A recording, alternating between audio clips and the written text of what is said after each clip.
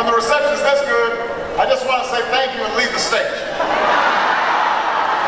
mean, how am I going to top this? You guys are being so kind. Well, listen.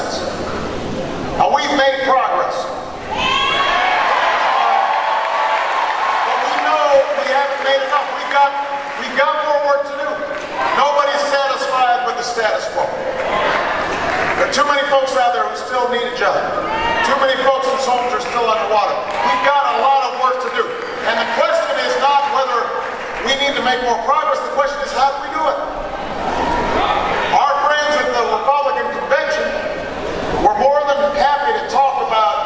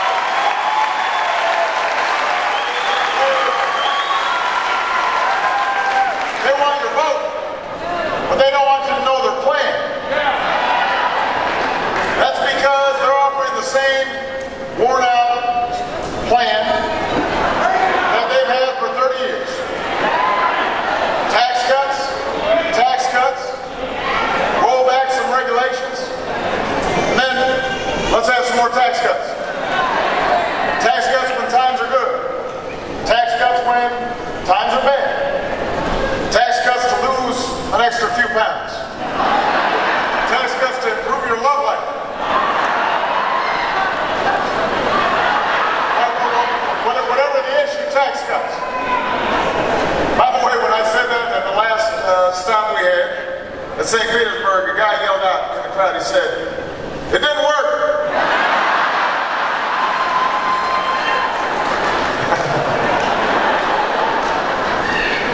Now listen, I've cut taxes for folks who need it.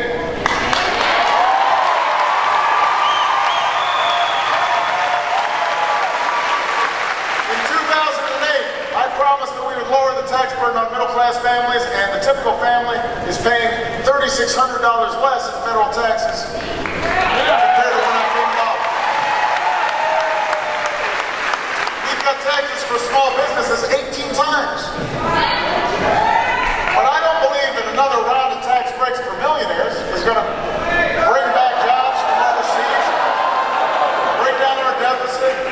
I don't think that firing teachers is going to strengthen our economy.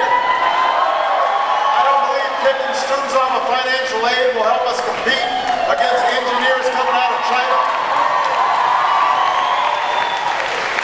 After everything we've gone through with the crash on Wall Street, that rolling back regulations on Wall Street somehow is going to help local businesses here in Florida or strengthen our housing market. We have been there. We have tried that. It didn't work. It didn't work then. It won't work now. We're not going back. We are moving forward. That's President of the United States.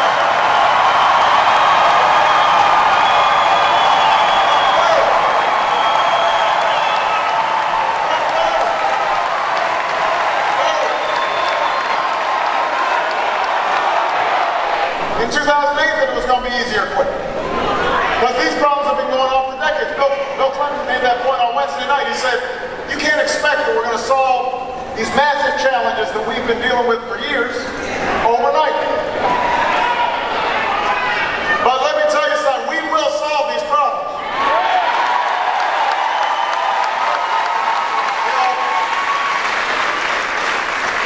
You've got my opponent and his vice president saying the nation's in decline. Now, I don't know whether they're saying that just because they want to win some votes or because they actually believe it. But either way, they're wrong. America's got the best workers in the world. We've got the best entrepreneurs in the world. We've got the best scientists, the best researchers, the best universities, the best colleges. We are a young nation. We've got a diversity of talent, just like you see in this auditorium. People coming here from every corner of the globe. Why do you think they want to come here? Because they know that no matter what the other side says, no matter how dark they try to paint the picture, most folks, they would do anything to have a chance to be right here in the United States of America.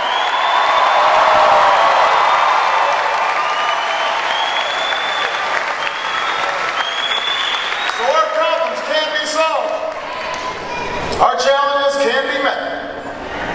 The path we offer is harder, but it leads to a better place. And I'm asking you to choose that future.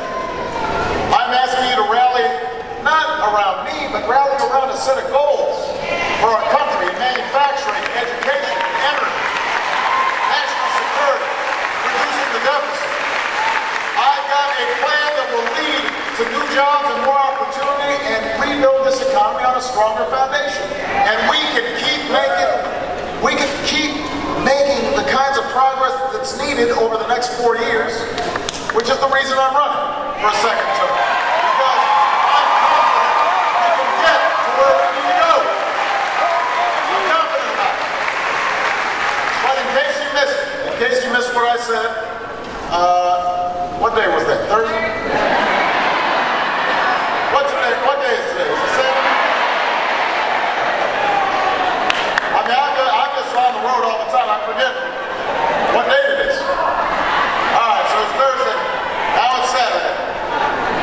In case you missed it on Thursday, let me say again what our plan is. First of all, I've got a plan to export more products and outsource fewer jobs.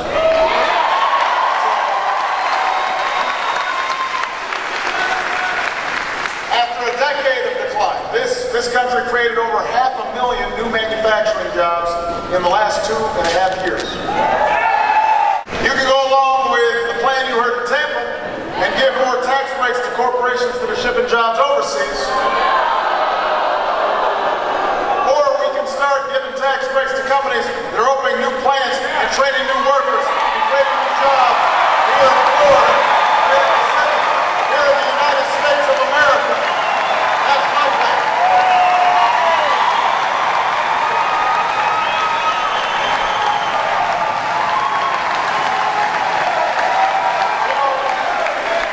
We can help big factories and small businesses double their exports. And by the way, here in Florida, you're the gateway for an entire market in Latin America. Which is why when you hear these folks talking about the Recovery Act, he didn't do this and he didn't do that. Listen, we're expanding ports and infrastructure here in Florida precisely because we can export more. We can create 1 million new manufacturing jobs in the next 4 years because we're selling goods around the world stamped with 3 proud words: made in the USA. Made in the USA. Made in the USA. That's part 1 of our plan. Making it here in the United States of America.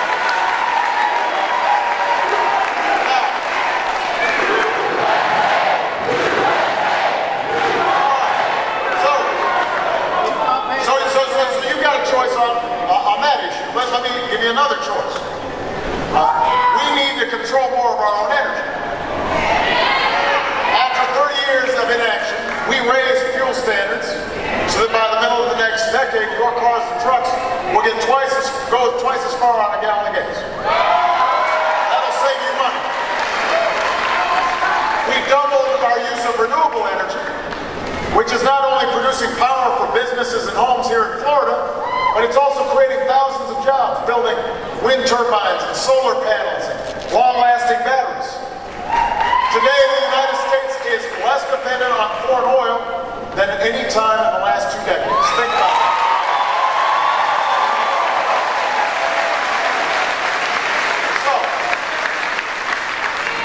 So we made progress, and now the big idea coming out of Tampa was to reverse the progress we've made.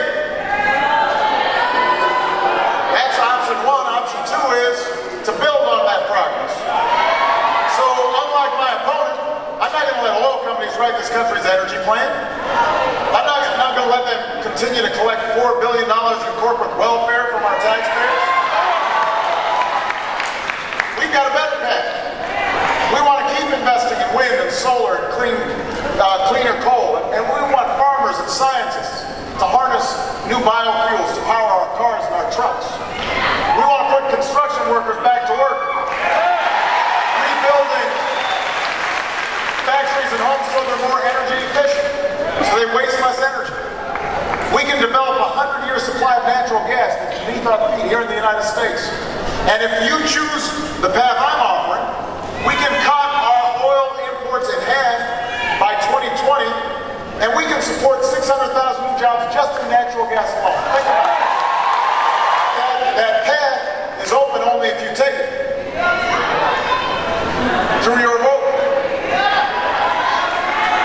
All right, so that's 2. Number 3. I've got a plan to give more Americans a chance to gain the skills they need to compete.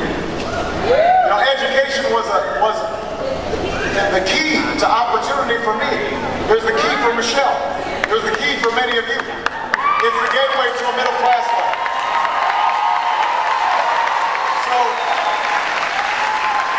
So what have we already done?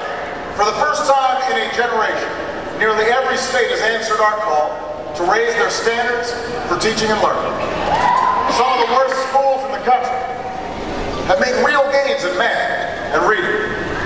Millions of students are paying less for college because we stopped using banks and lenders as middlemen for student loans, save billions of dollars, and send that directly to students to help millions get a better education and not have as much debt. We could reverse some of those things that we've done. Or we can decide in the United States of America no child should have their dream deferred because of an overcrowded classroom. No family should be excited about a college acceptance letter and then realize, you know what, honey, we can't afford to send you there. No company should have to look for workers in China because they couldn't find workers here in Florida or here in the United States that had the skills they needed. So my path is, let's recruit and train another 100,000 math and science teachers. Let's improve early childhood education. Let's give 2 million more workers the chance to get better skills at community colleges, skills that will lead directly to a job. And let's work with colleges and universities to cut in half the growth in tuition so that everybody can afford it. We can meet that goal together. These are achievable goals. That's the path I want you to choose.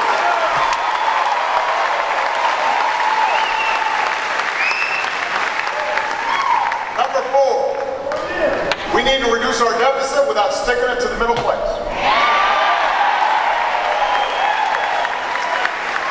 It's important for us to reduce our deficit. It's important for us to do it in a responsible way. We don't have to do it all at once, but we got to get started on it. An independent analysis shows that my plan would cut our deficit by $4 trillion. I've worked with Republicans in Congress to cut $1 trillion in spending already. And I'm ready to do more. I want to reform the tax code so that it is simple and so that it is fair. I want to get rid of programs that don't work. I want to consolidate some agencies so they're more efficient and more customer friendly. But I also want to ask the wealthiest households to pay a little bit higher taxes on incomes over $250,000. Keep in mind, let's say you make $1 million. That sounds good to you, right? You'd still keep your tax cut for the first $250,000.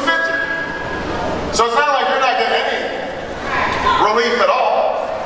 First $250,000, you still get your tax break, but for every dollar you make after $250,000, we go back to the same rate we had when Bill Clinton was president. When our economy created 23 million new jobs, when we had all kinds of small businesses succeeding and starting up, when we had the biggest surplus in history and a lot of millionaires to move. Now the reason why this works is because this whole top-down thing doesn't work. If you give a teacher or a construction worker or a receptionist or just working folks, if you give them a little more money, what do? And if they spend it, then businesses have more customers. And then businesses make more profits. And then the businesses say, let's build another plant and let's hire more workers. And now everything gets rolling in a positive direction. So that's how we build an economy, from the middle out, from the bottom up. It helps everybody when you do it that way. And if you're concerned about the deficit, the first thing you should be concerned about is growing the economy. But let's say, even if all you were thinking about is how do we close the deficit gap, as President Clinton pointed out, the thing that's missing from my opponent's plan is arithmetic. It doesn't add up. He says that we can give a $5 trillion tax cut, mostly to wealthy individuals, and that somehow the deficit's going to get smaller. Now, how do you think that's going to work? That's not going to work. That's not going to work. And the only way it does work is if you are gutting education, You're stopping, you're not investing in basic science and research. We're not rebuilding our infrastructure. And we are fraying our safety net. And we're voucherizing Medicare. And maybe, to top it off, we're increasing taxes on middle-class families.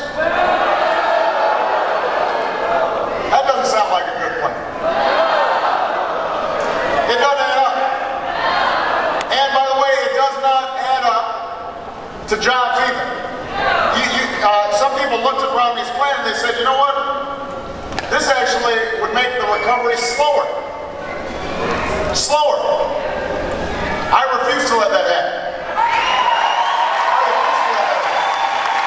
Your kids just to pay for a tax cut for me. I'm not going to ask students to pay more for college or kick kids off of Head Start programs or eliminate health insurance for the poor and the elderly and the disabled so those with the most can pay less.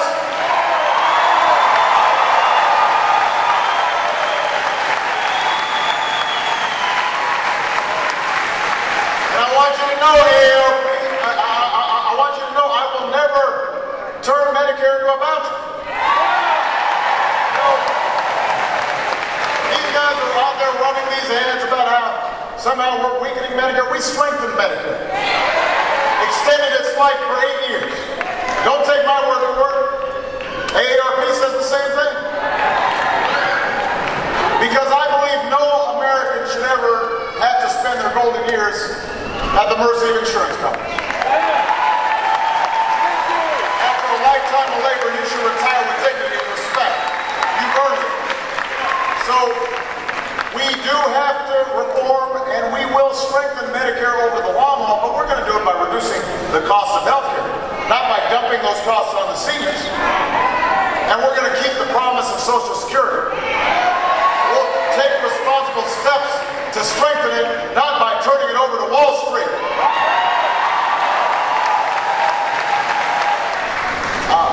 There's one last point I want to make, and that's about foreign policy, because these things are connected. Our prosperity at home is linked to our policies abroad. 4 years ago, I promised to end the war in Iraq.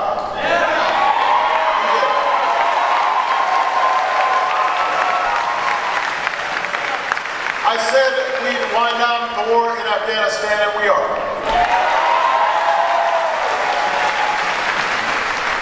While a new tower rises above the New York skyline, as we come up on September 11th, we know that Al-Qaeda is on the path to defeat, and Osama bin Laden is dead.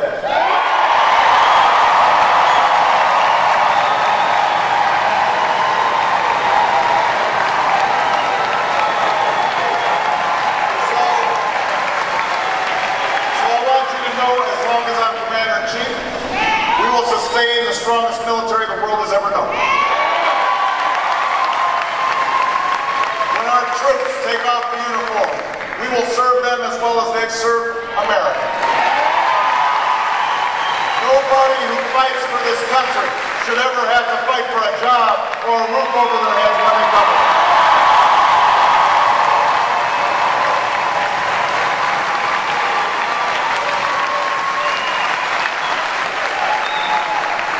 Now, my opponent's got a different view. He said it was tragic for me to end the war in Iraq as I did. Well, I did it anyway. He won't tell us how he'll end the war in Afghanistan. In fact, didn't even mention it in his speech at his convention. My opponent would spend more money on military programs that our Joint Chiefs don't even want. Won't make us safer. I'm going to use that money we're no longer spending on war to pay down our debt and put more people back to work. Rebuilding roads and bridges and schools and runways. Let's do some nation building here at home.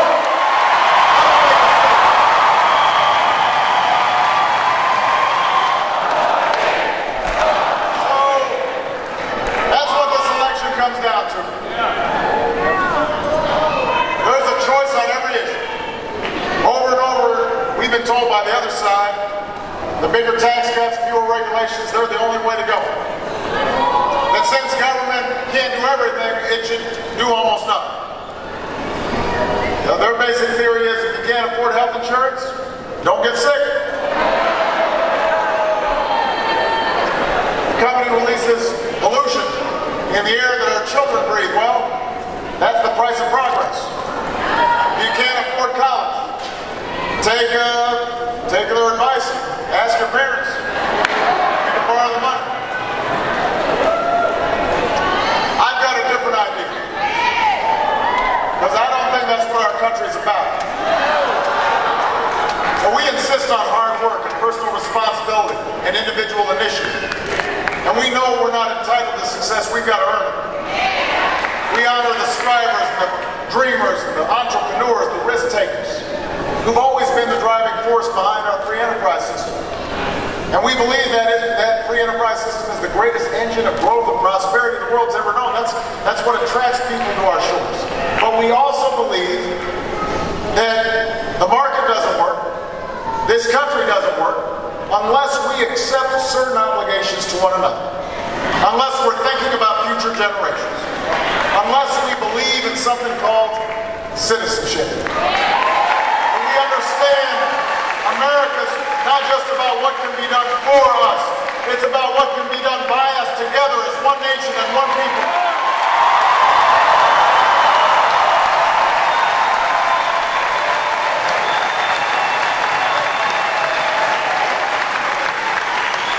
So the election 4 years ago, it wasn't about me, it was about you. You're the change. The American people rose up, and as a result of what you did, seniors across Florida are saving an average of $600 every year on prescription drugs. That's because of Obamacare. You did that.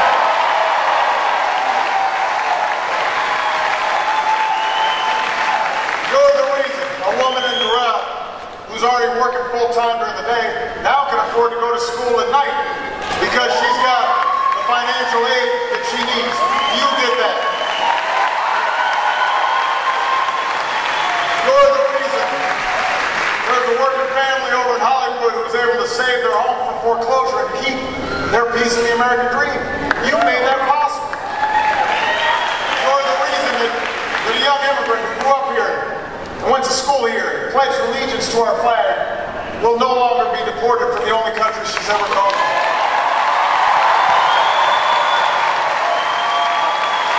You're the reason why we ended Don't Ask, Don't Tell. You're the reason why our troops are coming home.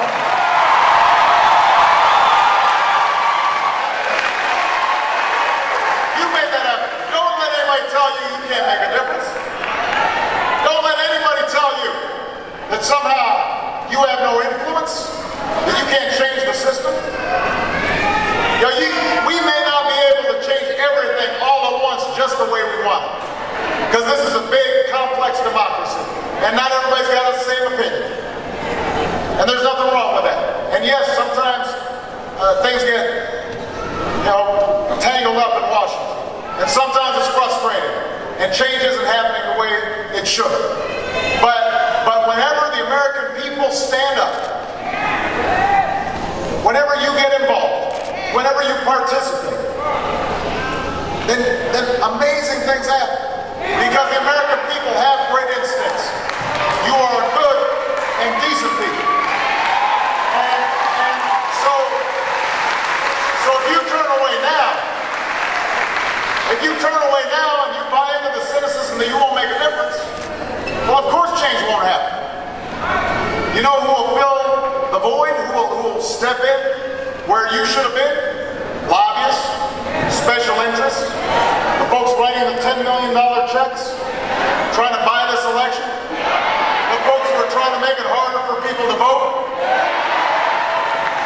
Washington politicians who want to control who you can marry, want to control healthcare choices that women are perfectly capable of making themselves.